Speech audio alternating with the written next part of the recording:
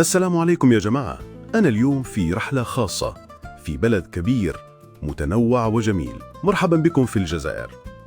الجزائر موجودة في شمال إفريقيا، يحدها من الشمال البحر الأبيض المتوسط، ومن الشرق تونس وليبيا، ومن الجنوب مالي والنيجر، ومن الغرب المغرب والصحراء الغربية وموريتانيا.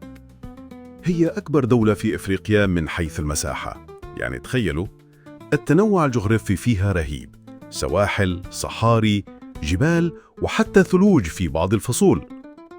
اليوم راح أخذكم معي من مكان لمكان عشان نكتشف مع بعض أشهر المعالم وأشهر الأكلات الجزائرية. أول محطة الجزائر العاصمة، مدينة تجمع بين التاريخ والمعاصرة. أحياء قديمة مثل القصبة اللي مصنفة تراث عالمي في اليونسكو، وفيها شوارع حديثة ومقاهي على الطراز الأوروبي.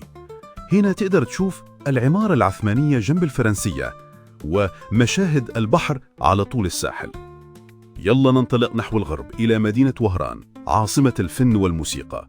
وهران مشهورة بمهرجاناتها وأجواءها الشبابية، والناس هنا عندهم لهجة حلوة ومميزة. الجزائر مش بس مدن وسواحل، الجنوب عالم آخر.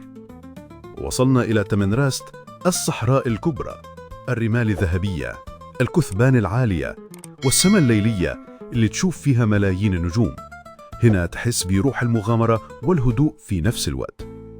وطبعاً ما نقدر نزور الجزائر بدون ما نتذوق أكلها.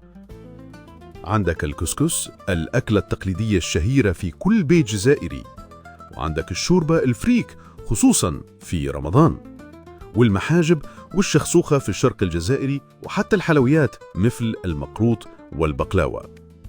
بصراحة الطعم يشرح الصدر. هكذا كانت جولتنا اليوم في الجزائر، بلد المساحات الواسعة، التاريخ العريق، والطبيعة الساحرة. إذا عجبكم الفلوج لا تنسوا الإعجاب والاشتراك، ونشوفكم في مغامرة جديدة. سلام.